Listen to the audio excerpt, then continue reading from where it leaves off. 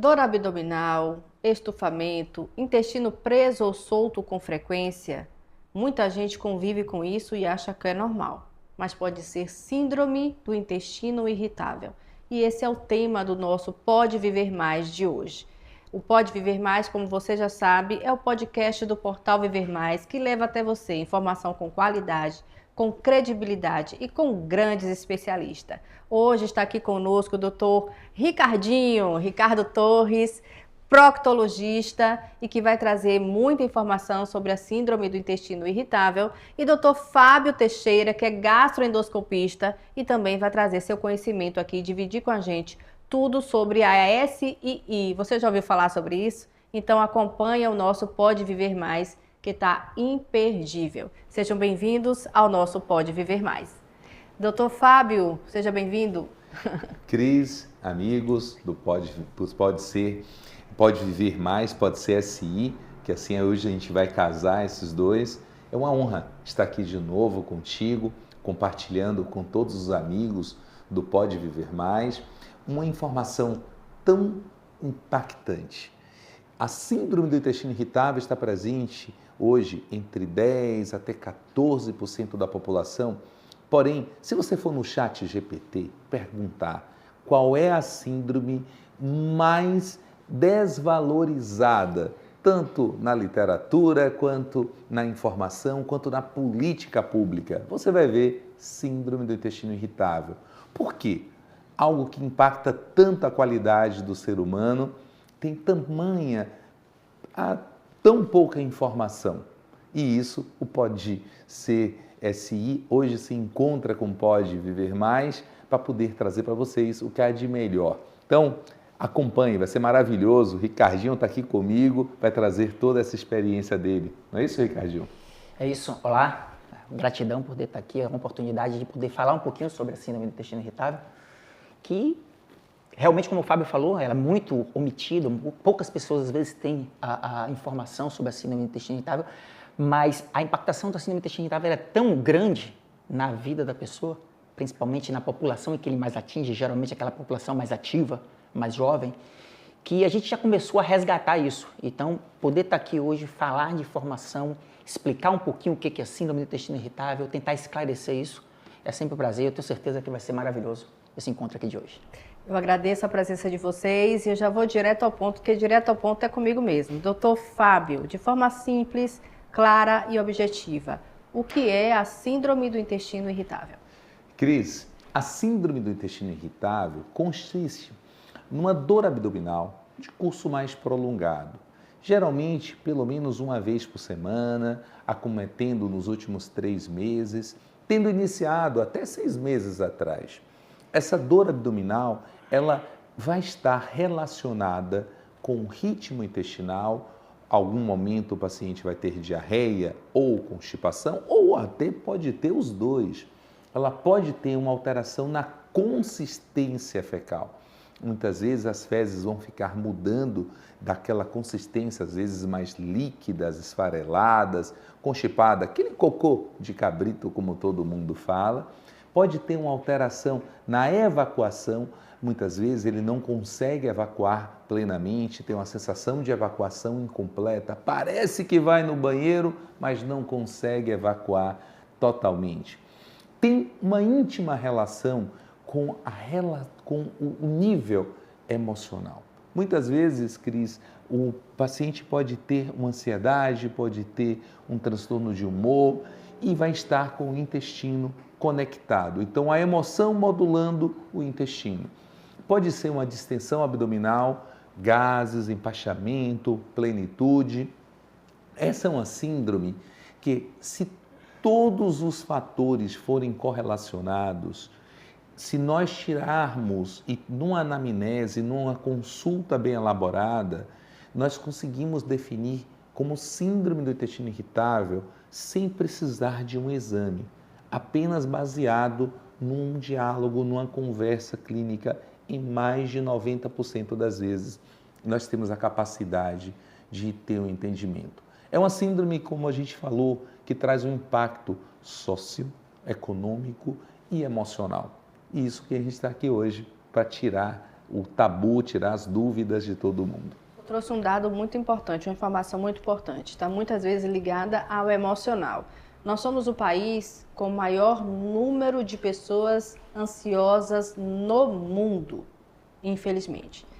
Esse dado também pode estar contribuindo para o crescimento da síndrome do intestino irritável? Cris, o que nós costumamos dizer é que houve uma transformação no nosso conceito, na nossa interpretação. Durante anos, a medicina carimbou um paciente apenas como doença da cabeça. Quem tinha síndrome do intestino irritável, muitas vezes não era tão valorizado, era um paciente chamado de poliqueixoso. Às vezes o médico não queria muito acolher, não queria atender, porque é um paciente que demanda de um tempo. Ele tem que ter uma visão global sobre sua vida, onde não trata só a doença, não tem um marcador, não tem um exame que vai chegar e vai constatar, vai dar um diagnóstico da síndrome do intestino irritável.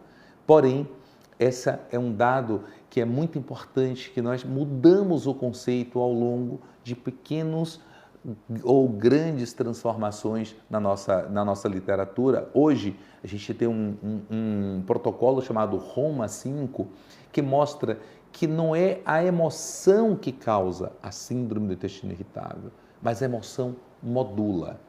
Então, nós temos um eixo bidirecional entre o cérebro e o intestino, no qual, naquele intestino, ele responde, ele reativa de acordo com as emoções. Então, o intestino, muitas vezes, ele vai estar muito mais hipervigilante, com medo, com ansiedade, com angústia, e ele vai responder de uma determinada forma, ou com diarreia, ou com constipação, ou com dor. Ao mesmo tempo, uma transformação dentro da luz intestinal, com os bichinhos que ali estão, com os micro-organismos, com a flora intestinal, isso que a gente acompanha, cada um de nós temos uma identidade diferente. Ali tem uma transformação com estímulos que nós vamos ter, de acordo com traumas ao longo da vida, de acordo com infecções. A pessoa vai ter uma transformação gradativa na abertura dos canais que ficam dentro da luz intestinal. Isso, o intestino começa, Cris, a mandar uma relação, mandar uma conexão das suas emoções também para o cérebro. Então, hoje nós vivemos, afinal, é o intestino que manda no cérebro ou é o cérebro que manda no intestino? Afinal, qual é o primeiro cérebro? Está aqui ou aqui? Vamos falar sobre isso hoje também, né, Cris? É muito importante, porque aquela coisa de que o intestino é o segundo cérebro não é mito. É o primeiro cérebro. É o primeiro? Então, aí, olha, vamos entender um pouco mais sobre isso ao longo do nosso Pode Viver Mais. O senhor falou que muitas vezes uma anamnese, uma pergunta, uma conversa já ajuda a diagnosticar a síndrome. Quais são os sintomas mais frequentes que chegam no consultório? Primeiro, a síndrome do intestino irritável se caracteriza pela dor abdominal. É necessário que tenha dor no abdômen ou um desconforto mais profundo, que nós caracterizamos como uma dor. Essa dor tem que ser recorrente. É uma dor que muitas vezes pode até ser incapacitante, mas é uma dor que vai persistir pelo menos uma vez por semana e tem que durar durante alguns meses. Essa dor vai estar acompanhada ou por uma diarreia ou por uma constipação, que aí pode ser um chamado fenótipo, é uma apresentação de uma síndrome, mas ela também pode estar mista. Ora o paciente vai estar com diarreia, ora vai estar com uma constipação. Essa paciente vai ter uma relação direta com a evacuação. Aí tem uma relação chamada uma evacuação incompleta. Ele vai ao banheiro, mas não consegue evacuar o suficiente. Isso leva a uma ativação dele ter medo muitas vezes de sair e não conseguir, naquele momento, um banheiro para evacuar. Isso já traz um conflito emocional, já traz um conflito sensorial. O paciente sente-se inseguro muitas vezes. Às vezes ele vai estar, Cris, com uma distensão abdominal muito importante, que a barriga fica estufada, empachada. Ele pode ter, naquele momento, uma alteração, inclusive, da consistência fecal. Então, as fezes, ele pode naquele momento ter fezes mais bolinhas ou fezes mais consistentes. Mas o que é mais importante? Essa é uma síndrome que não tem um fator orgânico de marcação. Nós temos um fator orgânico hoje de investigação, mas não de marcação. Por isso, o relacionamento entre o médico e o paciente vai fazer toda a diferença. Por isso, um diálogo, uma medicina voltada para aquele tempo onde o acolher, o atender, o transformar aquela consulta num momento de conexão, onde o paciente tem a liberdade de falar, tem a segurança de alguém que vai ouvir todo aquilo que ele tem, toda a sua dor, toda a sua aflição, toda a sua angústia. Quantas pessoas, Cris, perde o trabalho, perde de ir para algum determinado local? Quantas pessoas não têm um convívio social porque tem medo de comer, tem medo de ter uma diarreia naquele momento? Nós temos que valorizar, temos que acolher essas pessoas. Elas não podem ficar estigmatizadas só porque não tem uma doença orgânica, não tem uma doença crônica, não vai virar um câncer.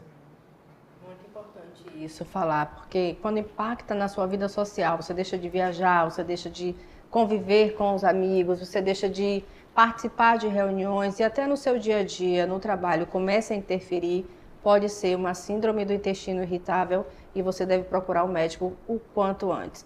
Vamos falar com o Ricardinho. Doutor Ricardo, quando esses sintomas intestinais as pessoas devem procurar um proctologista? É muito importante a gente falar do proctologista, porque muita gente pensa que proctologista é aquele médico que só vai tratar uma doença, tratar um sintoma, como algo está incomodando.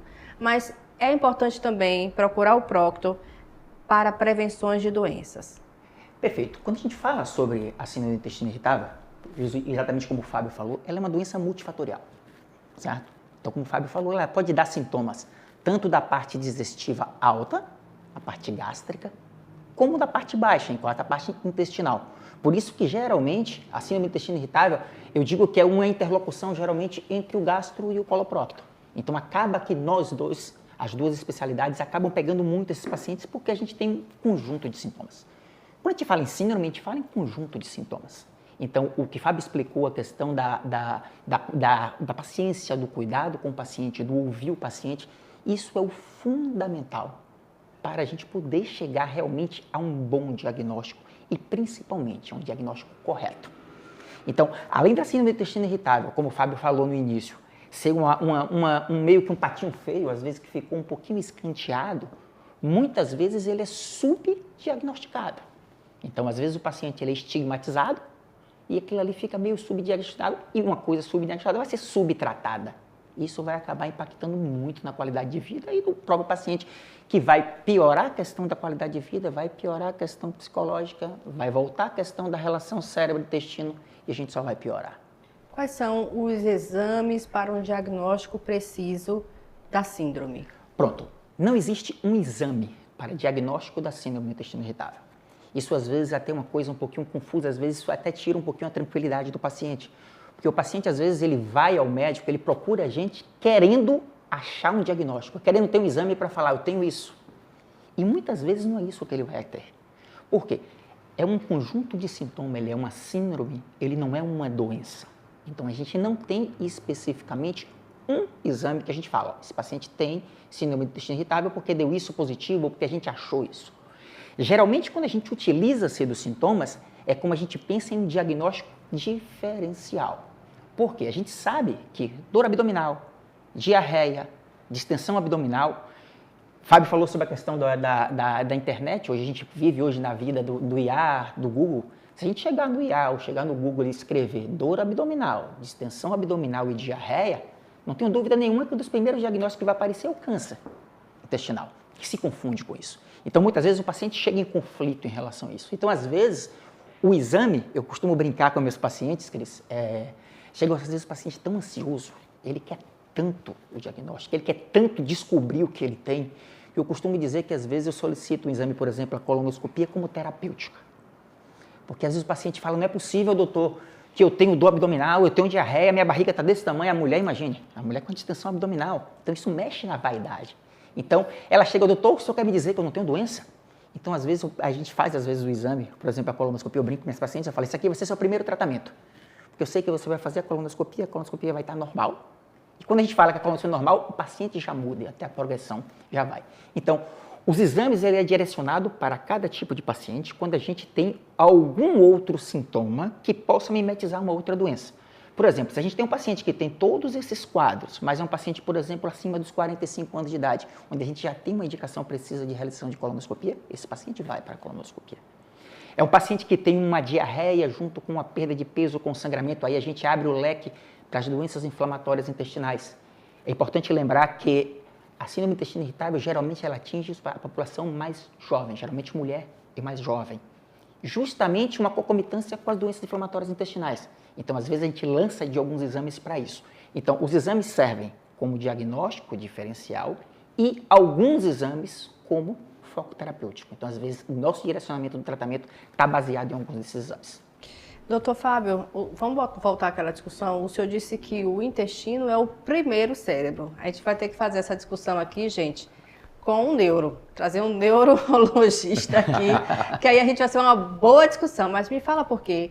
O intestino é o primeiro cérebro. O intestino nós do aparelho digestivo, defendemos como o primeiro cérebro porque ele ali consegue produzir a maior parte dos neurotransmissores que nós temos rodando pelo nosso corpo. Lá a gente produz muito mais serotonina, dopamina. No intestino nós temos uma plasticidade, que é uma distribuição, Cris, de neurônios maior do que qualquer parte do nosso corpo. É um órgão hoje sensitivo. Tanto ele domina a emoção, quanto ele recebe a emoção. Ele é reativo e sensitivo. Ele é um órgão que ele assume, muitas vezes, uma personalidade. Às vezes eu brinco que um paciente pode ter um PMD no intestino. Ora, o intestino, filosoficamente, ele vai estar rico em fezes, cheio de fezes, ele vai estar enfezado. Ele muitas vezes vai estar irritado, ele vai estar revoltoso, ele vai estar nervoso, ele vai estar com raiva, ele vai estar frágil, ele vai estar com diarreia. Ora, o intestino ele vai estar sensível, vai estar um pouquinho mais frágil do ponto de vista neurosensorial, ele vai estar com mais dor. Mas por que o intestino é hoje o primeiro cérebro, na nossa opinião? Porque se nós tivermos um alerta, se nós dermos uma valorização às doenças que antes eram chamadas somente de funcionais, mas hoje a nova anânima são desordens do eixo cérebro, intestino e microbiota. É uma valorização a um paciente que muitas vezes migra de consultório para consultório, porque o médico não tem tempo para ouvir. É uma consulta fast food. Ele senta no consultório, mal tem tempo para poder falar sobre sua vida, sobre sua história de vida, sobre sua infância, sobre toda a angústia que gera esse diagnóstico. Imagine, Cris, sentir dor quase todo dia, ter urgência em ir ao banheiro, paciente que muitas vezes vai ao sanitário, vai sair, vai na porta de casa, volta de novo. Ele não tem uma segurança de estar. Então o intestino, naquele momento, assume também para ele todo o controle emocional da vida. Então nós temos que dar valor a esse intestino. Por isso, nós defendemos que ele é o primeiro cérebro. Vamos trazer essa discussão, o senhor com o neuro. neuro. Vamos lá, viu? É um dos episódios, só me dá várias ideias. Doutor Ricardinho, sangue nas fezes pode ser um sinal de SI ou é apenas um alerta? Pode. Claro que quando a gente pensa em um paciente que vai fazer, por exemplo, uma síndrome intestinal irritável com constipação, ele tem um risco muito grande de ter um sangramento no momento do esforço evacuatório, certo? Não é que necessariamente ele é causado pela síndrome do intestino irritável, mas a síndrome do intestino irritável pode gerar um sangramento. Então é um sinal. Quando a gente vai na definição, como o Fábio falou, dos critérios, o critério de Roma, ele não está embutido dentro disso aí. Geralmente, quando a gente tem um paciente que tem a síndrome do intestino irritável, que tem sangramento, esse é o perfil de um paciente que vai necessitar de um exame complementar para que nós possamos afastar outras doenças, especificamente uma doença orgânica. Então, o sangramento em si não é um sintoma da síndrome do intestino irritável, mas sim, na presença dele, vai lançar a mão de que a gente possa necessitar de alguns outros exames complementares para a gente poder ampliar o nosso orçamento de diagnóstico. Mudança no hábito intestinal pode ser preocupante? Sempre. É importante, é o que sempre a gente alerta muito para os pacientes. É importante você conhecer o seu organismo, porque a grande maioria das doenças, principalmente de ordem gastrointestinal, ela vai se manifestar com alguma alteração. Então, às vezes, quando a gente pega um paciente, às vezes com um diagnóstico um pouquinho mais tardio, quando a gente para um pouquinho para conversar com ele, que a gente faz uma retrospectiva, a gente percebe que algum sinal, às vezes, foi negligenciado. Então, é fundamental a gente entender o nosso funcionamento, como é que funciona o nosso intestino. Porque uma mudança do ritmo intestinal pode ser, sim, alguma doença orgânica e pode ser síndrome do intestino irritável, que pode se manifestar como uma constipação, com uma diarreia ou, às vezes, a concomitância dos dois. Então, é fundamental a gente conhecer o nosso organismo, é fundamental nós entendermos como é que funciona o nosso intestino, é fundamental a gente olhar as fezes. Por mais que, às vezes, seja algo assim, meio complicado a gente querer, mas, às vezes, a análise visual das fezes vai nos ser um start muito importante para que a gente possa questionar o nosso médico de confiança. Às vezes, não necessariamente o gastro ou o proctologista, mas o nosso médico, o clínico mesmo, que vai fazer o despertar e ele vai, de repente, te encaminhar para fazer a investigação. Vamos entender um pouco as fezes? Agora me deu curiosidade. Porque tem aquelas fezes que são bolinhas de carneiro, como a gente fala. E aí tem outra semana que a gente já está com umas fezes mais pastosas. Outra semana dá aquela prisão de ventre que sai uma bola. Doutor Ricardo, que é procto, nos ajude a entender. As fezes, quando boia, é porque está tendo... Tem esses mitos na internet, né? Quando está boiando é porque não bebeu muita água. Se desceu é porque está bom. Me fala aí um pouquinho sobre isso. Vamos falar de cocô, gente. Vamos lá. Falar de cocô, boa. As fezes, na sua grande maioria das vezes, ela é produto do que a gente se alimenta. Então, as fezes, ela é nada mais, nada menos do que o resultado do que a gente se alimenta. Se a gente faz uma alimentação que tende a ser mais constipante, o que seria? Excesso de massa, farinháceo. A tendência das nossas fezes, quando vem inclusive com a baixa ingesta de água, é que essas fezes sejam mais endurecidas. E essas fezes endurecidas, durante o trânsito intestinal, o intestino ele é totalmente uma camada muscular que vai contraindo, essas fezes acabam se fragmentando. E aí gera o que a gente chama, o termo técnico é fezes ensíbalos. Mas o paciente chega dizendo, doutor, eu estou fazendo cocô igual a cabra. Então, isso aí é o aspecto das fezes ressecadas. Então, a questão alimentar é o primeiro. Então, geralmente, quando o paciente chega para a gente, ou com a questão das fezes ressecadas, diarreia, se nós fizermos uma alimentação mais rica em gorduras, de alimentos mais irritativos, a tendência é nossas fezes serem um pouquinho mais amolecidas. Recentemente, agora, tivemos a Semana Santa, que acaba comendo as coisas com azeite de dendê, leite de coco. Então, isso vai sim. Claro que, além da questão alimentar especificamente do nosso, a gente vai começar aí uma coisa que vai puxar um pouquinho para síndrome do intestino irritável, que é um outro fator importante, que são as questões das intolerâncias alimentares, que podem mimetizar e podem desencadear uma crise. E isso aí também pode impactar na consistência das fezes. Mas na grande maioria das vezes, as fezes é reflexo do que a gente se alimenta. Então não é mito que a gente é o que come, minha gente. Não é mito que nós somos o que comemos. Doutor Fábio, em que momento o quadro deixa de ser funcional e passa a ser preocupante? A síndrome do intestino irritável, ela é uma desordem do que chamamos de funcional, porque nós não temos marcadores orgânicos em exames, numa investigação. Sabemos hoje que, na verdade, existe em algum momento um grau de inflamação, Cris. Algum momento inflamou a nossa luz intestinal e desencadeou todo esse processo.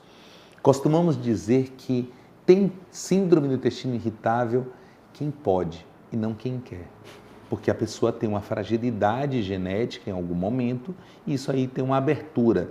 Em algum momento ele passa a ter uma transformação dessa sua microbiota, desse intestino, e aí passa a ter um sintoma.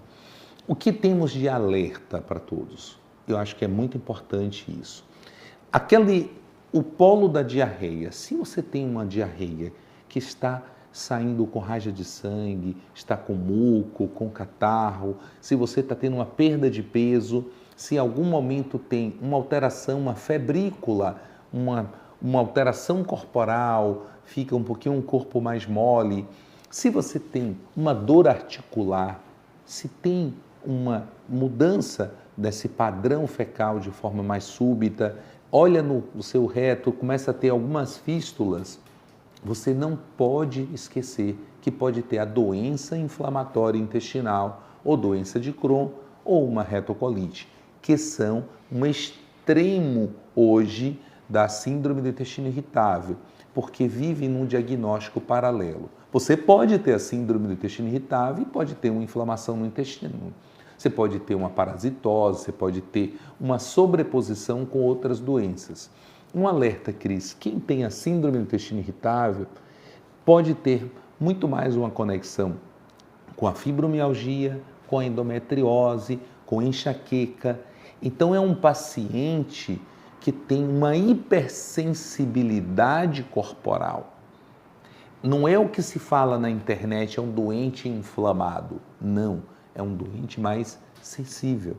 É um paciente mais vigilante, é um paciente que precisa de uma atenção especial porque ele é mais hiperreativo. Então esse é um paciente que vai expressar no seu corpo uma manifestação de suas emoções. Então, o que nós temos de alerta, na verdade, quando isso acontece, e no intestino, quando uma mudança rápida, súbita do ritmo intestinal, como o Ricardo falou, se você está tendo uma constipação e tem uma interrupção súbita, tem uma dor abdominal, tem uma massa no abdômen, precisa de um alerta. A síndrome do intestino irritável, ela não tem um exame a ser definido. Hoje nós precisamos realizar um hemograma, provas da tireoide, precisamos realizar parasitológico de fezes, nós temos um ambiente onde pode ter muita infecção intestinal. Nós temos um exame para aquele que tem diarreia que é muito importante, que é a calprotectina fecal, porque esse, se você está alterado, você tem algum processo inflamatório no intestino. Você tem também um marcador que a gente tem que afastar intolerâncias alimentares, temos que afastar a sensibilidade ou uma doença celíaca que pode estar presente e mascarando um processo como esse. Então, é um alerta que não é tão simples, não é uma dor sozinha no abdômen, não é uma mudança do ritmo intestinal, não é coisa só da sua cabeça. Você precisa ser bem acompanhado, querido amigo. Já que a gente está falando de alimentação, qual é o tipo de alimento que não pode ser usado de forma alguma para quem tem essa síndrome? Em primeiro lugar, Cris, nós não acreditamos em proibir um alimento, principalmente para o paciente com síndrome do intestino irritável. Nós temos que ter um alerta muito especial. Existe hoje pesquisas nos Estados Unidos que parte da população está tendo uma nova patologia psicossomática como síndromes da evitação. De tanto ouvir gurus da internet, gurus do YouTube falando você está inflamado no seu intestino, não pode comer glúten, não pode comer lactose. Imagine, Cris, lactose faz parte, o leite faz parte da nossa existência. Muitos não têm acesso a peixes que possam repor o cálcio necessário. E o derivado lácteo é a maior fonte de cálcio que aquela pessoa pode ter. Então, nós não podemos carimbar um paciente que não pode se alimentar. Nós precisamos orientar. Hoje a medicina é uma medicina de precisão, uma medicina individualizada. Temos que saber se Cristiane Mello, que tem síndrome do intestino irritável, se ela desenvolve, o gatilho da síndrome do intestino irritável dela está mais com um alimento muito comum no nosso meio, como o feijão. Ela pode ter uma intolerância ao carboidrato complexo, que quando não diagnosticada, essa intolerância vai provocar gases, estufamento. Esse gás se movimentando pelo intestino vai ativar o sistema de alerta. A pessoa vai estar achando, meu Deus, eu tenho um câncer, eu tenho uma dor, eu vou ter uma doença grave no meu intestino. Na verdade, ela só tem que eliminar um pum, só tem que eliminar um gás que não foi digerido daquele alimento. Então, o que chamamos a atenção, não aceite a proibição na sua vida. Converse com um bom nutricionista, converse com um bom médico, para que ele possa individualizar. Se você tem alguma restrição alimentar, como eu não posso comer por ter alergia, totalmente diferente.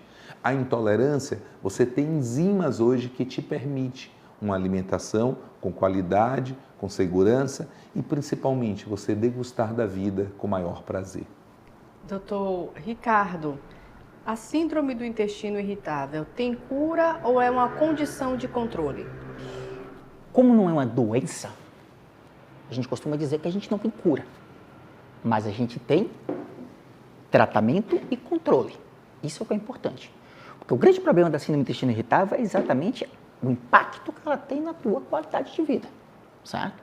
Então, as pessoas que têm a síndrome do intestino irritável, nós hoje já temos o avanço no meio diagnóstico, já temos o avanço nas terapêuticas, como foi falado, as questões alimentares. Quando a gente tem um gatilho alimentar, a gente hoje consegue ter uma precisão com alguns exames, os testes respiratórios que chegaram aí para pegar, que a gente consegue exatamente ir lá em cima da intolerância e a gente consegue, a partir de controles, a partir de reposições, fazer com que a pessoa tenha a sua vida controlada, certo? Então a gente não tem como ter cura porque não é aquela doença que a gente vai lá e retira, mas a gente tem realmente o controle. Mas para que a gente possa ter o controle, a gente tem que ter um bom acompanhamento, a gente tem que ter um bom diagnóstico. Nós temos que saber exatamente qual é aquele fator que desencadeia essa desordem e essa hipersensibilidade para que a gente possa chegar lá e fazer exatamente o controle. A síndrome do intestino irritável é uma doença que a gente costuma dizer que ela é multifatorial. Como é uma doença multifatorial, muitas vezes a gente precisa de um tratamento multiprofissional. Então, o paciente de síndrome do intestino irritável é muito comum ele ter que ter o seu proctologista, o gastroenterologista, o nutricionista, às vezes o psicólogo, o psiquiatra. Então, é uma doença multifatorial, mas controlável. Então, tudo que a gente quer é que você tenha exatamente a sua qualidade de vida, é que você tenha a sua vida normal, é que a pessoa perca o medo de sair, de ir a uma festa, de querer se disponibilizar porque tem que ir ao banheiro, porque tem dor abdominal, de querer ir à praia porque a barriga está grande e botar um biquíni. Então, o que a gente tem que ter exatamente para que essa pessoa tenha exatamente a sua qualidade de vida e o seu controle. Doutor Fábio, por que tanta gente sofre com isso e não sabe? A síndrome do intestino irritável, Cris, ela tem uma característica que não é valorizada na maioria das consultas. O paciente não é ouvido, o paciente não é acolhido, ele não tem toda a sua história, muitas vezes, na oportunidade de uma consulta de ser falada. Então, por ele não ter uma atenção de um meio público, e nós chamamos atenção para esse mês de abril, que é o mês mundial da síndrome do intestino irritável. É uma convocação. Nós temos hoje um grupo nacional chamado Embaixadores da SI, são pessoas envolvidas em disseminar um conhecimento, disseminar informações, dicas, truques para a pessoa ter resgate de vida. Informação, como o Cris falou, com credibilidade, muito mais confiável e que possa impactar na vida. Esse mês é um chamado para a população, um chamado para o meio público, para que nós tenhamos políticas de atenção. Você já viu algum ambulatório de síndrome do intestino irritável no SUS? Não. Não tem. Muitas vezes esse paciente que está aí sofrendo não tem numa consulta de 5 minutos agendada, não consegue ser acolhido, Cris, não consegue ser atendido. Então esse paciente sai migrando de consultório em consultório e outrora ele começa a ter um alerta, será que eu vou ter uma cura? Será que eu tenho um jeito? Será que eu tenho uma doença tão grave que ninguém quer me ouvir ou ninguém quer ter uma atenção para mudar minha história de vida? Por isso esse mês nós abraçamos a causa da síndrome do intestino irritável, convidamos a todos os nossos amigos a acessarem um portal, Pode Ser SI. Coloquem lá no Google que você vai ver, vai ter um site, você vai fazer um teste. Esse teste vai te dar um guia se você pode ou não ter a síndrome do intestino irritável. você vai ser disseminado ou vai ser direcionado para o nosso site, nafad.núcleo, e vão estar lá mais de 1.700 colegas que se uniram nessa campanha de todo o Brasil, que se uma pessoa estiver na minha cidade, Paramirim, o nosso site vai direcionar e vai mostrar qual o profissional que foi treinado pelo nosso time que vai estar lá apto para atender. Então, essa é uma prestação de serviço que nosso grupo conseguiu fazer a nível nacional. É um projeto nacional com apoio de grandes empresas que abraçaram a ideia e que estão fazendo uma transformação na vida de muitos pacientes. Então, gente, pode ser SI com 2 Is. SI. Então, vai lá, faz esse teste. Eu vou fazer. Saindo aqui do estúdio, vou fazer o teste, porque é muito importante a gente entender o nosso corpo. Se alguém está assistindo a gente agora, quem estiver assistindo, se identificando com o que a gente está falando, qual é o primeiro passo, doutor Fábio e doutor Ricardo? O primeiro passo, acredito, que é a autoconsciência. O paciente tem uma informação como essa, e esse videocast que nós tivemos aqui hoje é uma verdadeira consulta para a pessoa, não é isso, Ricardinho? Nós tivemos aqui dividindo um pouco da nossa experiência, da nossa visão, da nossa ideia do legado humanizado que a gente tem sobre a medicina. E aí a gente espera que você se mova. Marque com seu clínico, com seu ginecologista, com o gastro, com o prócto, mas converse. Traga a sua listagem de sintomas, converse quais são os alimentos que podem estar fazendo algum gatilho.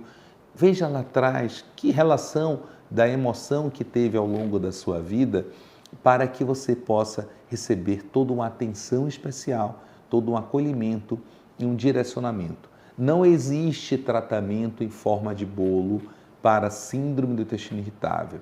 Cada pessoa necessita de uma determinada medicação, de uma determinada formulação e muitas vezes, por ser, como o Ricardo falou, multifatorial, às vezes a pessoa está com a emoção mais evidente, está mais ansiosa, a gente tem que dar medicações que modulem as emoções, modulem esse eixo. Então não fiquem preocupados em estar utilizando os chamados de antidepressivos. Não, são neuromoduladores. Você vai precisar, às vezes, de medicação que controle a dor, controle a diarreia, controle a constipação, mas que melhorem a sua saúde digestiva e o seu bem-estar. Estamos chegando ao final do nosso episódio, mas antes vamos ao nosso ping-pong. Oba, essa é boa! É o momento mais esperado aqui do nosso podcast. Nós vamos falar sobre a síndrome do intestino irritável, mitos ou verdade.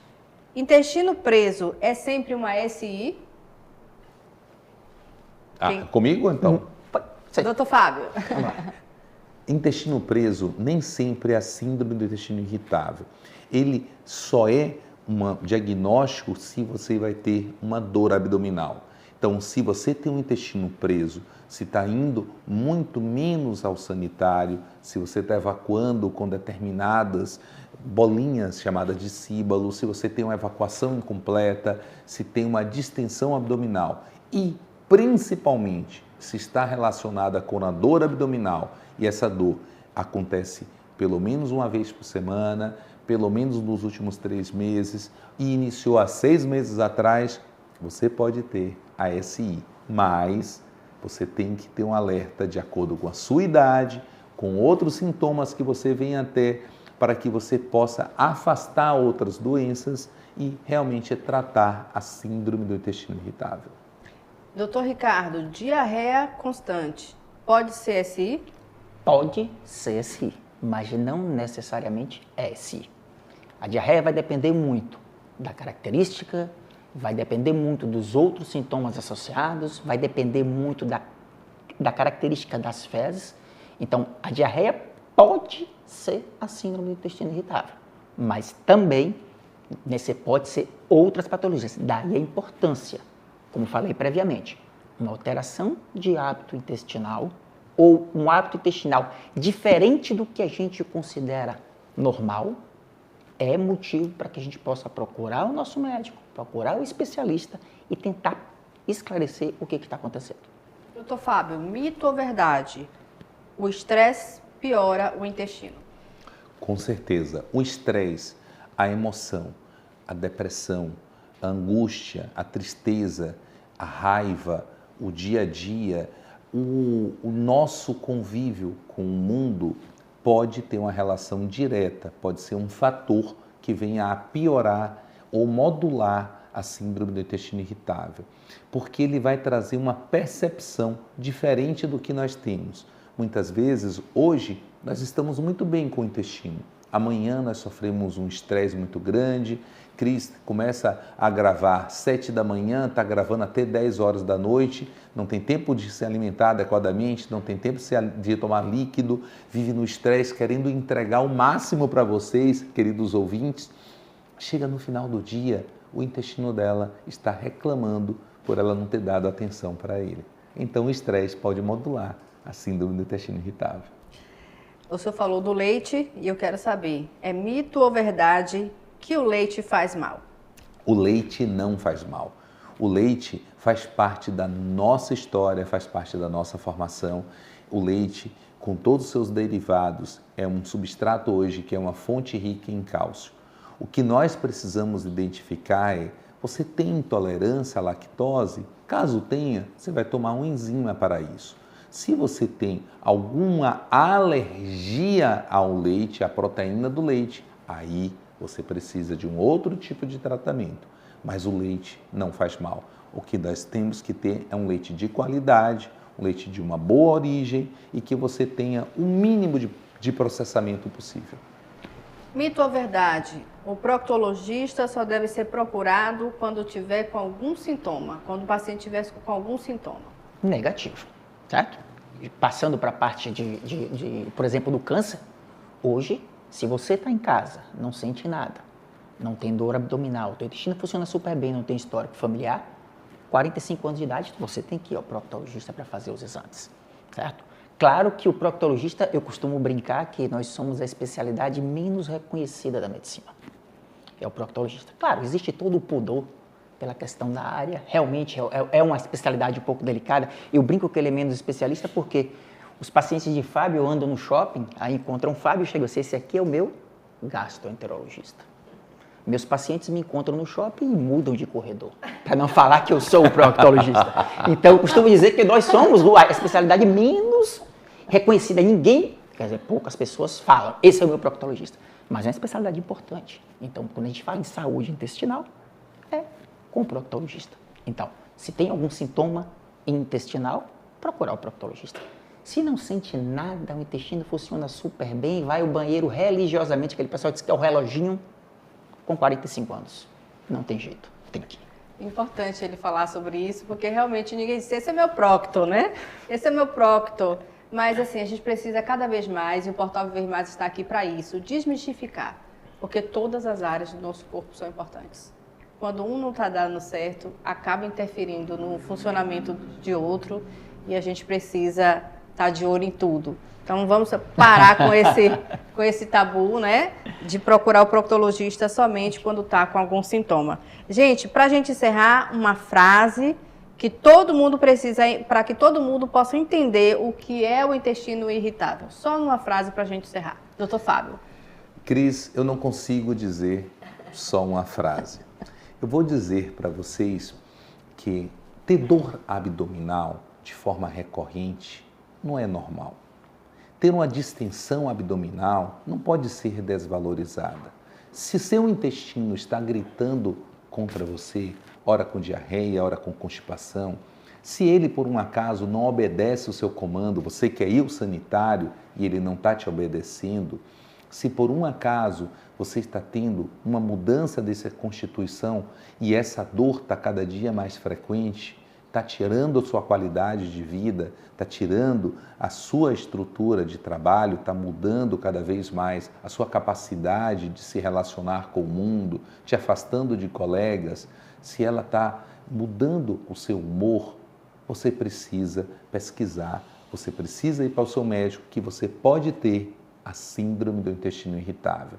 Talvez eu resumo que o Pode Ser SI pode estar com você, com seu amigo, com o seu familiar. Então compartilhe esse podcast, compartilhe essa informação. Imagine quantas pessoas você pode ajudar simplesmente perguntando para ela, olhe, se você tem dor abdominal e tem mudança do ritmo intestinal, pode ser assim. Doutor Ricardinho. Eu queria só pegar o leque, da frase que eu queria dizer, eu pegar do leque um pouquinho do portal. Nós estamos aqui no blog do portal Viver Mais. Mas esse portal é extremamente importante, não só para que vocês vivam mais, mas que vocês vivam bem. Não adianta a gente simplesmente viver mais, se a gente não vive bem, se a gente não tem qualidade de vida, se a gente não tem saúde. Então, todas as informações que a gente faz, todo o seu trabalho, já parabenizando, eu já te acompanho já há um certo tempo. Então, medicina é muita informação. Então, a informação ela é o fator decisivo. E muitas vezes, apenas a informação. Eu tenho certeza que vocês estão aí, muitos de vocês se identificaram com o que a gente fez aqui. E eu tenho certeza que vocês vão repensar isso. Se foi algo que vocês até hoje não disseram para os seus médicos, eu tenho certeza que vocês vão dizer. Por quê? Ninguém merece sentir dor. Ninguém merece passar a ter 1, 2, 3 crises de dor. Porque todo mundo merece viver mais e viver bem. Parabéns, mas eu vou quebrar o protocolo. Me veio à mente a questão de quando a gente sente dor, quando a gente está incomodado com algo. Hoje, o fato dos remédios estarem tão fáceis, a automedicação pode ser algo que venha prejudicar ainda mais a síndrome. Me fala um pouco mais sobre isso, sobre os riscos de uma automedicação. A automedicação, ela é extremamente ruim, principalmente quando a gente fala de dor. A gente está falando da patologia que é dor. Então, qualquer pessoa que for agora numa farmácia vai chegar ali, vai comprar uma dipirona, vai comprar um paracetamol, vai comprar um Buscopan, que é para dor abdominal, e a dor vai passar. Então, muitas vezes, se tem uma coisa que é muitas vezes automedicado, é exatamente a dor. Então, para você que sente dor, não é simplesmente chegar na farmácia, comprar seu remédio e dizer, ó, estou usando o remédio para dor, estou super bem, estou tranquilo. Não. Por que está tendo a dor? O que eu posso fazer para eu não ter a dor? Então, daí é que está. Então, a automedicação, ela vai mascarar o sintoma. Sendo assim, síndrome do intestino irritável, ok, você vai perder esse tempo de vida, de qualidade de vida. E se for uma outra doença, que de repente a gente possa perder o time. Então, a automedicação, infelizmente, é algo muito comum. Geralmente, esses pacientes que chegam para a gente com esses pacientes já utilizou várias medicações. Ele já vem utilizando medicação e ele geralmente chega para a gente e ele fala, doutor, não aguento mais tomar remédio. Então, a automedicação realmente é muito ruim. Não negligencie sintoma. Se você tem sintoma, converse com seu médico. Ele vai saber te direcionar. Algo a contribuir? E eu sempre falo que assim, antes de se automedicar, pergunte se seu intestino está querendo mandar na sua vida, se ele quer comandar suas emoções, se por um acaso ele está te tirando do prumo da vida ou da jornada do dia a dia, se ele está tendo uma restrição na sua qualidade de vida, a sua relação com ele pode não estar boa. Nós temos que pensar que nós temos uma relação conjugal entre a mente e o intestino. Então, se os dois não estão em harmonia, algo está de errado. Antes de ir para uma farmácia, simplesmente tomar uma medicação, repense como está o seu estilo de vida. Você está realmente dando ao seu intestino a quantidade de líquido, quantidade de fibras, de alimentos integrais, está diminuindo o uso do ultraprocessado, de alimentos que sejam industrializados. Você está fazendo atividade física? Você está ouvindo o seu intestino? Antes dessa relação se tornar algo tão conflituosa que leve a uma separação, não fique passando na farmácia achando que aquele remédio vai te melhorar o seu relacionamento conjugal com o seu intestino. Procure o seu médico, que ele vai poder te direcionar. Se for síndrome do intestino irritável, ele vai poder dar a direção do melhor tratamento, te resgatar para uma saúde digestiva e bem-estar. Mas não medique. Vá, procure primeiro o seu médico. Às vezes, isso é melhor do que você procurar logo um juiz de direito. Converse com um mediador ou com um médico para poder melhorar, conversar entre a mente e o intestino. Gente, foi um prazer recebê-los aqui no Pode Viver Mais. Agradeço a presença de vocês. Quero tê-los outras vezes em outros episódios. Nós já temos aqui várias ideias. Mais uma vez, muito obrigada por separar um tempo, que eu sei que a vida de vocês é uma vida extremamente corrida, para trazer informação e também fazer essa prestação de serviço para a comunidade. Nós é que agradecemos, agradecer a oportunidade. E eu tenho certeza que estamos aqui uma hora dessa, conversando sobre isso aí. E se, diante de todo esse tempo que a gente conversou aqui, a gente conseguir impactar uma pessoa que está assistindo a gente, a se sensibilizar e perceber o que está sentindo, e amanhã procurar um médico para tentar se tratar, eu tenho certeza que já valeu a pena a gente estar aqui. Cris, o nosso legado não é só atender, a gente não escreve só a nossa vida no atender ou simplesmente prescrever para uma pessoa. Está no nosso DNA, do nosso time, compartilhar o que a gente sabe. Quantos que não têm acesso a mim, a Dr. Ricardo, a todo o nosso time? E o Portal Viver Mais está dando, talvez, a informação de acesso. Você está trazendo grandes colegas que têm uma experiência extraordinária para que possam aqui, no seu portal, conviver um pouco, em uma hora, com o ser humano, muitas vezes replicada em várias mídias sociais, com cada um dos amigos compartilhando nos grupos de WhatsApp, nas suas redes, compartilhando um pouco dos nossos vídeos. Mas você, Cris, está trazendo acesso de informação com qualidade, que muitas vezes não é conseguido no dia a dia. Então, às vezes, a nossa consulta demora 2, 3 meses e aqui no Portal Viver Mais, um pouco da nossa experiência, um pouco do que a gente acredita na medicina, um pouco daquilo que a gente faz no dia a dia, que é uma linguagem do que a gente faz, está alcançando mais pessoas. Então, parabéns, Feira de Santana realmente está sendo abençoada pelo seu trabalho jornalístico, conduzindo o que há de melhor para o máximo de pessoas possível. Agradeço as palavras. Se tem uma coisa que esse episódio deixou de lição para a gente, é que o corpo dá sinais. E ignorar esses sinais não é o melhor caminho. Então tá aí a síndrome do intestino irritável. Se você gostou desse conteúdo, não guarde para você. Faça a sua parte, compartilhe, salva esse vídeo, manda para aquelas pessoas que têm alguns sintomas que já até conversou com você, mas que você disse assim, não, deve ser normal, deve ser comum, e às vezes está aí com a qualidade de vida impactada, deixando de viajar, deixando de conviver, deixando de ter uma vida social por conta de uma síndrome que ela pode ser tratada, tá bom? O Portal Viver Mais tem esse legado, essa missão de levar para você informação com qualidade, credibilidade e, acima de tudo, chancelada com grandes profissionais. Em sua maioria, não. Todos que estão aqui têm RQE. Você sabe o que é RQE? A gente vai fazer depois um episódio sobre isso. É o registro de que ele é especialista nessa área. E a gente tem esse compromisso de trazer para você, ouvinte, seguidor, telespectador, somente especialistas. Gente, muito obrigada por vocês estarem aqui. Fiquem com Deus e até o próximo episódio. Beijo! Beijo no coração de todos vocês.